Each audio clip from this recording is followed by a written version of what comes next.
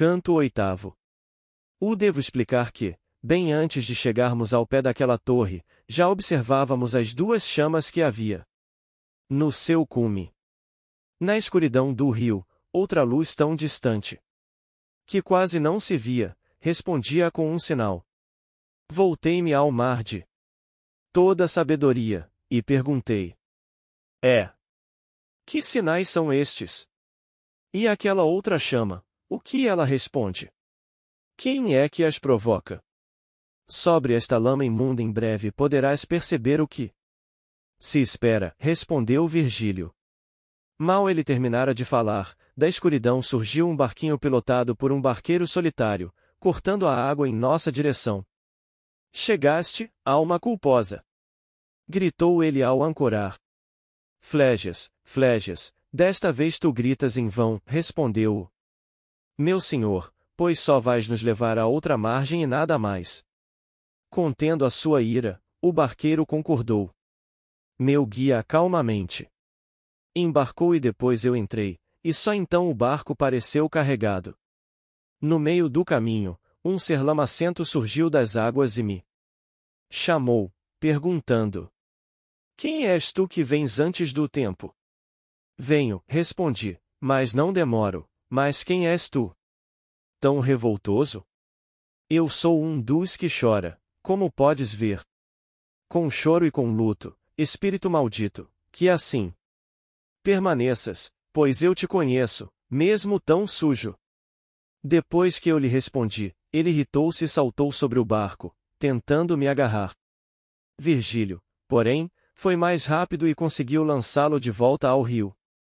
No mundo este homem foi pessoa orgulhosa, disse o mestre, e nada de bom resta em sua memória. Por isto é que sua alma está aqui tão furiosa. Quantos lá em cima se julgam grandes reis e aqui estarão como porcos na lama? Mestre, falei, muito me agradaria também vê-lo aqui afundado na lama antes que saíssemos deste lago. Antes que apareça outra costa, respondeu o mestre. Teu desejo será satisfeito. Pouco depois, ouvi seus companheiros o massacrarem. Eles gritavam: Vamos pegar Filipo Argenti! Deleitei-me ao ver aquele florentino arrogante morder a si mesmo com os dentes de raiva. E lá o deixei, e disso não falo mais. Comecei, então, a ouvir vozes dolorosas, que me impeliram a olhar adiante. E agora meu filho, chamou-me o mestre, nos aproximamos da cidade que se chama Dite, com seus tristes cidadãos e grande companhia. Mestre, observei, já posso ver as suas mesquitas logo acima do vale infernal. Elas brilham, vermelhas como ferro em brasa. É o fogo eterno que arde no seu interior que faz esse brilho rubro se espalhar pelo baixo inferno. Completou Virgílio. Entramos no fosso que cerca a cidade e Flégias deu uma grande volta em torno dela, onde pude observar seus muros que pareciam ser de ferro. Quando chegamos diante da entrada da cidade, Flégias gritou alto com toda a força: Saiam! Saiam logo! É aqui a entrada. Descendo do barco, fomos recepcionados por um grupo de demônios. Eles chegaram e perguntaram: Quem é esse que, sem morte, anda pelo reino da morta gente? O sábio mestre veio em meu auxílio. Dirigindo-se aos demônios, fez sinais indicando que gostaria de falar com eles secretamente. Responderam os diabos, disfarçando sua arrogância: Tudo bem, mas vem tu sozinho. E esse outro aí, que achava que podia andar como rei nesta terra, que prove que pode voltar sozinho se souber, pois tu que o guiaste até aqui vais ficar conosco. Apavorei-me diante dessas palavras e temi não mais poder voltar a ver o mundo outra vez. Caro meu guia, chorei, em desespero, que tantas vezes me deste segurança, não me deixes, por favor. Se não pudermos prosseguir nesta jornada, que voltemos já sem demora. Mas ele, confiante, me respondeu: Não temas, porque o nosso passo, ninguém pode impedir. Mas espera aqui e descansa. Não deixes de ter esperança, pois podes ter certeza que não te deixarei sozinho neste mundo baixo. Ele falou e foi encontrar-se com os diabos, e eu fiquei só a observar de longe. Não ouvi a conversa. Só vi a briga de longe e a porta da cidade se fechar diante de Virgílio, que voltou para mim cabisbaixo, em um passo lento. Olha só quem me nega a cidade da dor. Disse, triste. Mas não temas, pois ainda vencerei esta prova. A esta hora já deve estar no portal deste inferno alguém por quem esta entrada será aberta. Canto 9. Medo me tomou quando vi o semblante do mestre, que se aproximava, e dizia quase para si: Ah! Ó! Judá nos fora pro. Precisamos triunfar, senão. Mas não, ora. Ah! Metida! Como demora! Eu vi muito bem como ele mudou de tom ao tentar encobrir o que falará, ou a palavra que não havia pronunciado, por isso mais medo tive ainda, pois a frase que ele deixará incompleta, eu completei com sentido pior. Alguma vez já desceu, a estes círculos profundos do inferno, alguém do limbo? Perguntei-lhe. Isto é raro, respondeu-me o mestre, mas é verdade. Que eu mesmo já fiz esta viagem e desci até o círculo mais profundo, quando uma vez fui convocado. Não se preocupe, pois conheço bem o caminho. Virgílio continuou a falar, mas, de repente, minha atenção se voltou para o céu onde vi 3 fúrias infernais. Eram figuras femininas, ungidas de sangue e com serpentes ferozes no lugar dos cabelos. O mestre, que já conhecia as escravas de Proserpina, me apontou. Veja. São as eríneas ferozes. Aquela é Megera, à esquerda, e aquela que chora à direita é Aleto. Tesífone é a do meio. Elas gritavam alto e com as unhas rasgavam o peito. Eu fui para junto do poeta, tomado pelo medo. Vem Medusa, vem! Gritavam, vamos transformá-lo em pedra. Que pena que deixamos Teseu escapar. Fecha os olhos e volta-te. Gritou Virgílio, pois se a Górgona vier e tu olhares para ela, não haverá mais volta ao mundo. E com estas palavras ele me virou de costas, e não confiando nas minhas mãos que já estavam sobre os olhos, colocou as dele sobre as minhas e lá as manteve. De repente, ouvi um grande estrondo e uma ventania tomou conta do ar levantando poeira e fazendo um barulho assustador.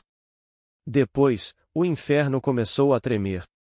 Ele então tirou as mãos dos meus olhos e disse: Agora vira-te e olha na direção do pântano, onde a bruma é mais espessa. Olhei e vi mais de 1000 almas apavoradas no ar, fugindo, saindo do caminho de um ser que vinha, caminhando sobre o estige, sem molhar os pés. Ele afastava o ar sujo com as mãos, e essa aparentava ser a única coisa que o incomodava. Eu tinha certeza, agora, que ele vinha do céu. Voltei-me para o guia, mas ele fez um sinal para que eu permanecesse em silêncio. O anjo chegou e tocou as portas de Dite com uma pequena vara, fazendo com que elas abrissem sem esforço. Ó almas mesquinhas, ele começou, sobre as portas da cidade sombria, por que resistis contra aquela vontade que nunca pode ser negada e que, mais de uma vez, só fez aumentar vosso sofrimento? Depois de falar, voltou pelo mesmo caminho por onde tinha chegado. Nós depois prosseguimos, seguros por suas palavras sagradas, e entramos sem dificuldades pela porta principal. Já dentro da cidade, encontramos um cemitério de tumbas abertas, de onde se ouvia o lamentar de muitas vozes que queimavam em brasa dentro das covas. Mestre, perguntei, que sombras são estas que aqui jazem e que só podemos perceber pelos seus lamentos? São os hereges e seus seguidores. Respondeu-me Virgílio. Em cada tumba repousam os réus de uma mesma seita, que são torturados pelo fogo eterno. Dobramos, então, à direita, e continuamos a caminhar entre a muralha da cidade e as sepulturas. Canto X. Passávamos por um caminho secreto, entre a muralha e as sepulturas, quando eu perguntei ao mestre: vê-las? Pergu. Mestre, estas pessoas aqui enterradas, podemos. No isto já que todas as tumbas estão descobertas e ninguém as guarda. P. Elas serão um dia fechadas, respondeu, quando aqui retornarem com os corpos que deixaram lá no mundo. Este cemitério que aqui vês é para Epicuro e seus seguidores, que acreditavam que a alma morreria junto com o corpo. E quanto à outra questão que me fizeste, ela será em breve respondida, assim como o desejo que escondes de mim será atendido. Ó meu bom guia, falei, eu não escondo meu coração. E se pouco falo, é porque tu mesmo me pedisse isto outras vezes. Ó toscano que falais com tamanha honestidade. Por vosso sotaque reconheço que sois de minha cidade natal. Daquela nobre cidade que tratei, talvez, de forma muito dura. Isto eu ouvi soar de uma das tumbas. Assustado, fui para mais perto do mestre, que disse: volta. O que estás fazendo? Vê Farinata que já se ergueu. Tu o verás em pé, da cintura para cima. Eu já lhe fixava o olhar, e lá estava ele, imponente, como se nutrisse grande desprezo pelo inferno. Virgílio guiou-me até ele, dizendo: vai, escolhe tuas palavras com cuidado. E quando eu estava diante de sua tumba, ele me olhou pouco, meio desdenhoso e perguntou: quem foram os vossos ancestrais? E eu, que só desejava contentá-lo, nada escondi e contei-lhe a verdade. Com isto, ele levantou um pouco as sobrancelhas, mas depois disse: tão duros na oposição foram a mim, aos meus parentes e ao meu partido, que por 2 vezes eu os expulsei. Mas 2 vezes eles retornaram, repliquei, coisa que os vossos partidários nunca conseguiram fazer. Enquanto conversávamos, fomos repentinamente interrompidos pelo surgimento de um outro vulto, residente naquela mesma tumba, que pude ver apenas do queixo para cima. Creio que estivesse de joelhos. Ele olhou em volta esperando ver alguém. Não encontrando quem ele procurava, falou chorando: se neste cárcere cego vais por grandeza de engenho, onde está meu filho?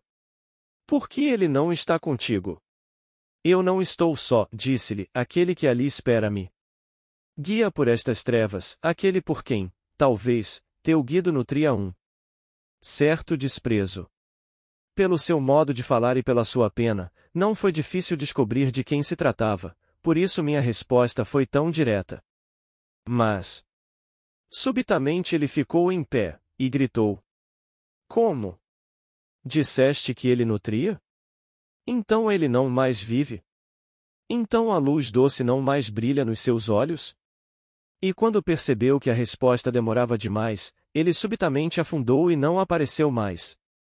Farinata continuava no mesmo lugar onde estávamos quando a conversa fora interrompida. Não se incomodou e sequer olhou para ver o que acontecia. Ele simplesmente continuou de onde tinha parado. Se eles não sabem como retornar, isto me dói mais que o fogo deste leito. Retornar não é fácil. Em menos de 50 luas, vós mesmo sabereis como é difícil retornar de um exílio. E como eu espero que vós estareis de volta ao doce mundo, dizei-me, por quê? Vosso partido é tão duro com os meus, nas leis que cria contra eles?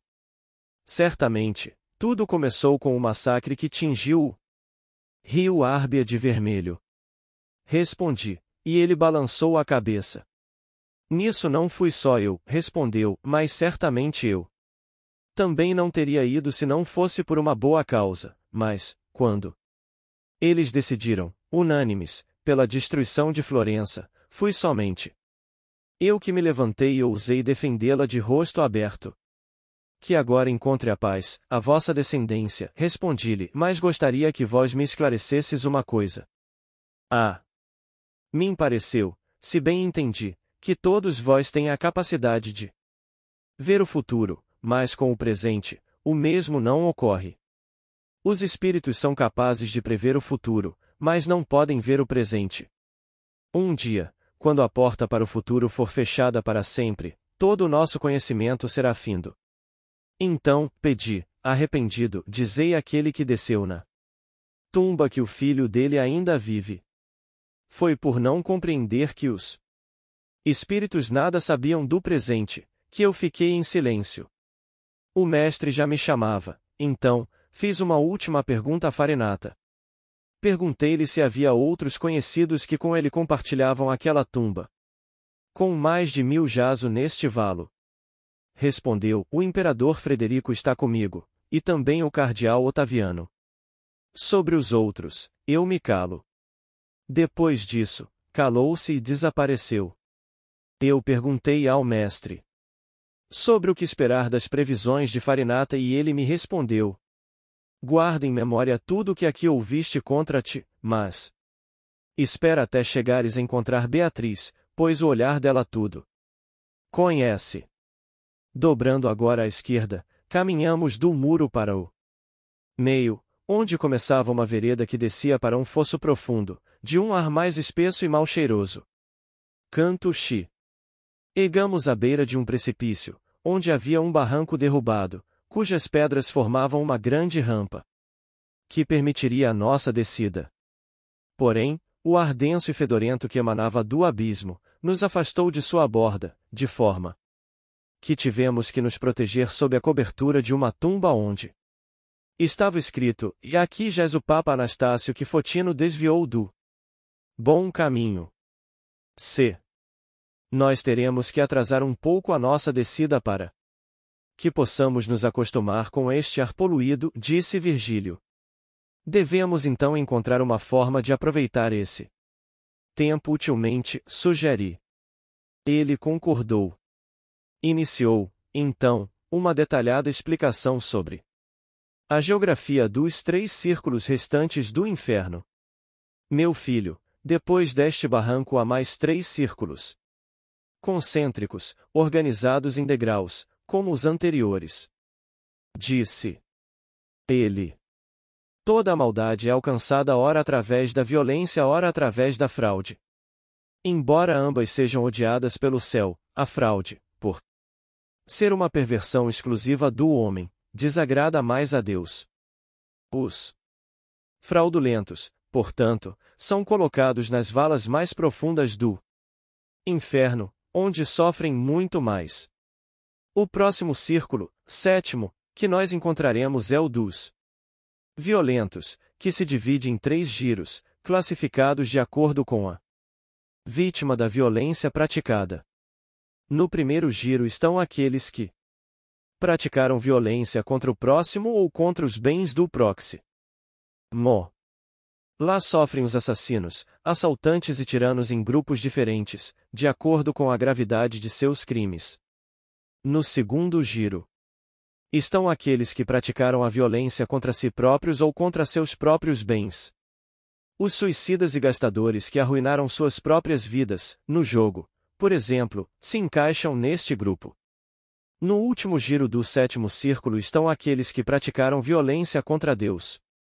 São os que, orgulhosos, não acreditaram nele ou que o atacaram com blasfêmias, através da destruição e desprezo pela sua criação ou pela exploração da criação dos seus filhos através da usura. Nos 2 últimos círculos estão os que praticaram a fraude. Eles premeditaram seus atos e têm plena consciência do mal que causaram. Um homem pode praticar 2 tipos de fraude contra pessoas que confiam nele ou contra estranhos que podem suspeitar dele. Este último tipo só destrói o vínculo do homem com a natureza e é punido no 8º círculo, onde encontraremos hipócritas, aduladores, ladrões, falsários, simoníacos, sedutores e trapaceiros. O primeiro tipo de fraude desfaz não só o vínculo do homem com a natureza, mas também aquele vínculo de confiança estabelecido com outros homens.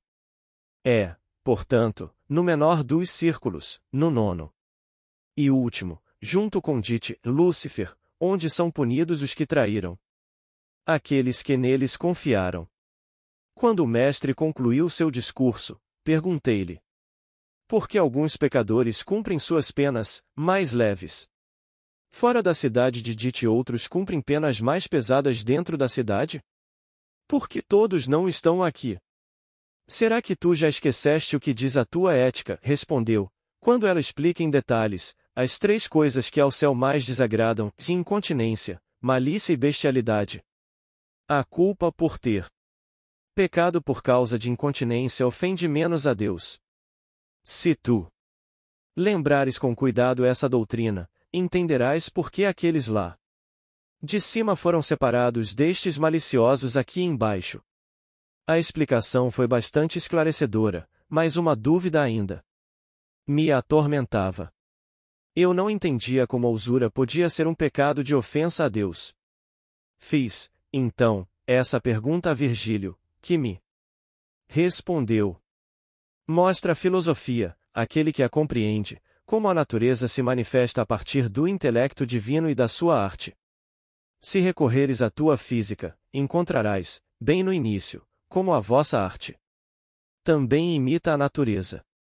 E, como o aprendiz que segue os ensinamentos do seu mestre, a arte, sendo filha do homem, torna-se quase neta de Deus.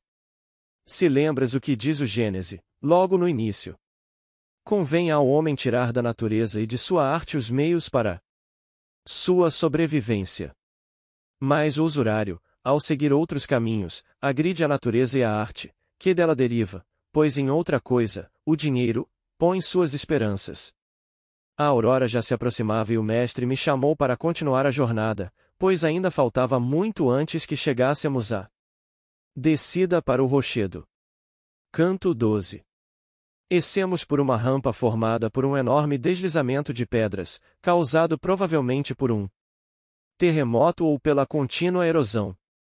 O barranco derrubado esculpia vários caminhos íngremes e irregulares da beira do precipício até embaixo, permitindo a descida com dificuldade. Quando descíamos por esse caminho tortuoso, encontramos, na beira do barranco destruído, o Minotauro de Creta. O touro ficou tão enfurecido quando nos viu que mordeu suas próprias mãos de raiva. Mas Virgílio logo o afastou, gritando: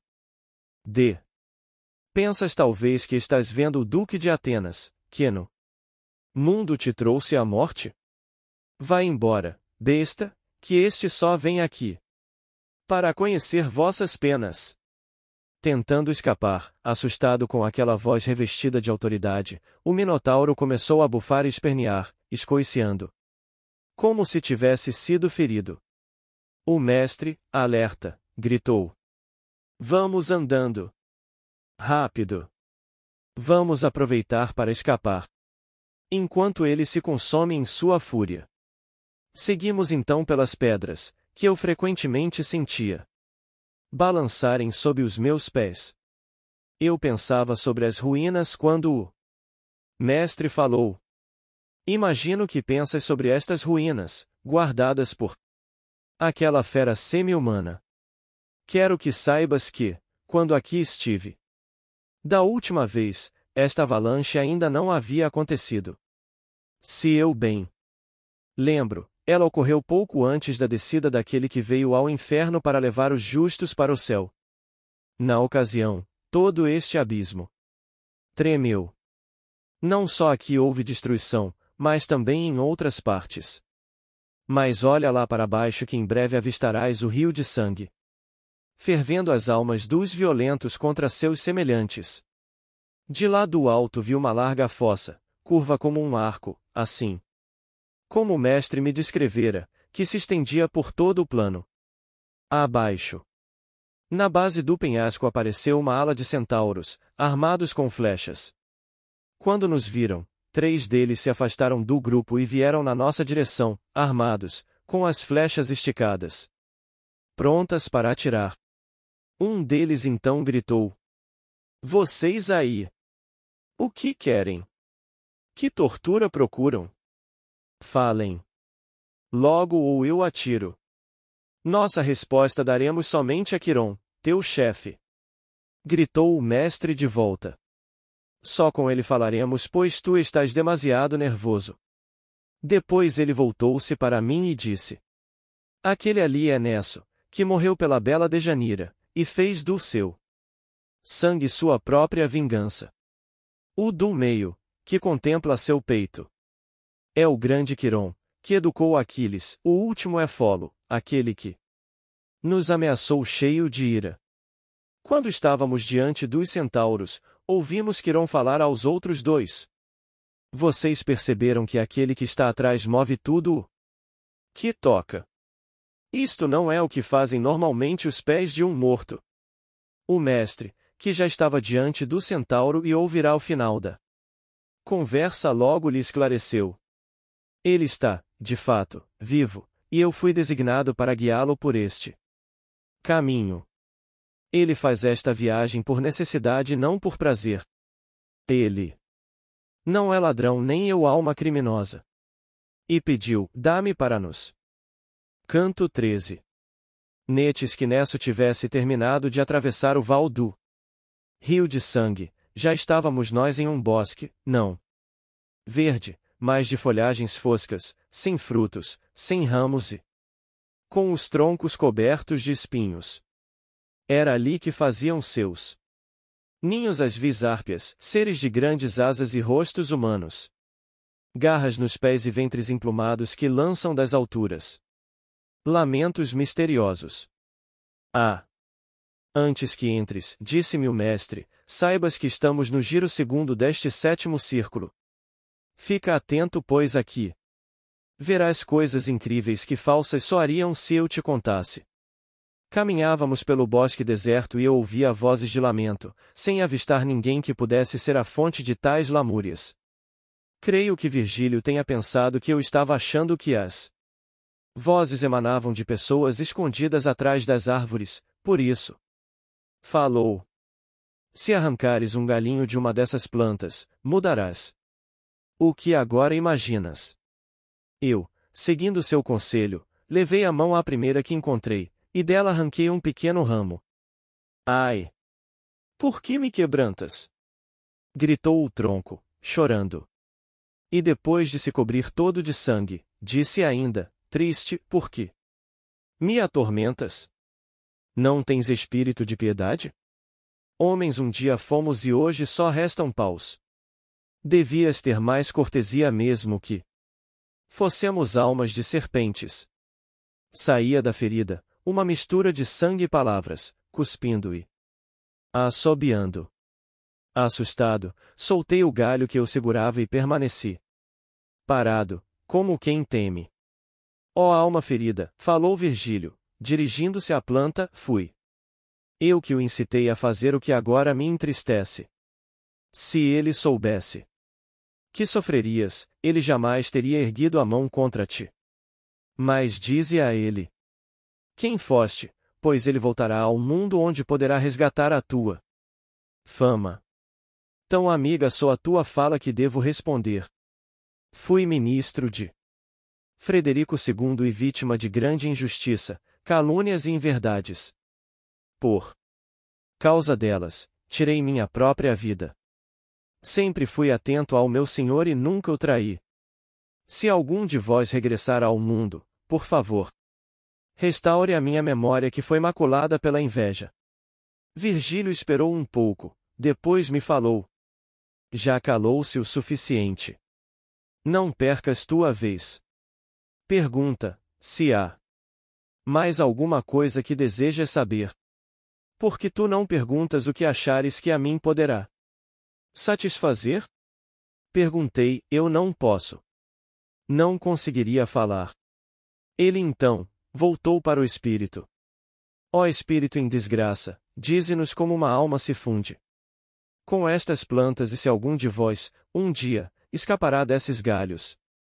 Ao ouvir, a árvore respirou fundo e depois seu sopro se transformou em uma voz que respondeu: quando alguma alma se separa do seu corpo por sua própria vontade, Minós a manda para a sétima foz.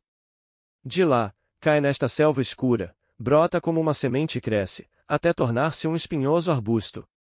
As árpias nutrem-se de nossos galhos e assim nos trazem eterna e intensa dor. Como os outros, um dia retornaremos para reaver nossos corpos, mas nunca mais poderemos vesti-los. Pois, injusto seria que tivéssemos algo que rejeitamos.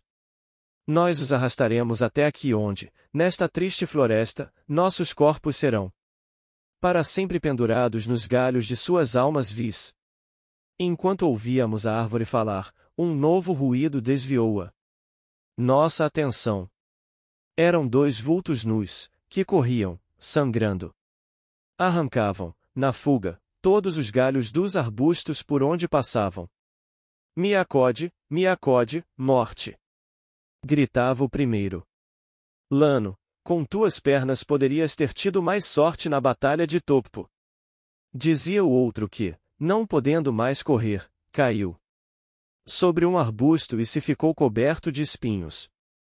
Atrás dos dois a selva estava repleta de cadelas pretas, ágeis e famintas. Elas chegaram e afundaram suas presas no pobre coitado, que se escondia e o dilaceraram, arrancando seus pedaços e fugindo com partes de seus membros arrancados. Depois que as cadelas se foram, Virgílio me levou até um arbusto que chorava, em vão, através das suas muitas fraturas que sangravam. Ó Giacomo de Santo Andrea, chorava, que culpa tenho de tua vida perversa? Quem foste tu que agora, através das feridas, sopras com sangue este sermão amargo? Perguntou o mestre. Ó almas que chegaram a tempo de ver esta injusta mutilação que separou-me dos meus galhos, por favor, junte-os em volta do meu tronco. Eu fui da cidade cujo patrono era o Batista e lá fiz de minha casa, a minha forca. Canto 14. Netes de partir, a minha compaixão pela alma que tanto amava a nossa Florença me levou a recolher os galhos espalhados e devolvê-los àquele tronco, que agora anecia calado. Continuamos a jornada até chegarmos ao lugar onde se separa o terceiro giro do segundo. O lugar era um estéril deserto de areia grossa e quente, cercado pela selva dos suicidas, assim como o rio de sangue cercava a floresta. Eu vi vários grupos de almas nuas. Todas choravam desesperadamente. Parecia que cada grupo sofria uma pena diferente. Algumas almas permaneciam deitadas de costas no chão quente. Outras reuniam-se acocoradas em pequenos grupos. A grande maioria caminhava sem parar. Sobre todo o arião caíam brasas quentes, lentamente, como flocos de neve num dia sem vento. As brasas batiam na areia e produziam faíscas que aqueciam o chão arenoso, intensificando a dor dos que ali sofriam. Sem descanso, as almas faziam uma dança rítmica com mãos, tentando, em vão, afastar as chamas que sobre elas caíam. Mestre, perguntei, quem é aquele que ali está deitado? E age como se as brasas não o incomodassem? E o vulto, percebendo que dele eu falava, respondeu gritando: o que um dia fui quando vivo, continuo a ser, agora, morto. Júpiter pode perder as esperanças de vingança. Nem o raio com o qual ele me atingiu no meu último dia, nem estas brasas que ele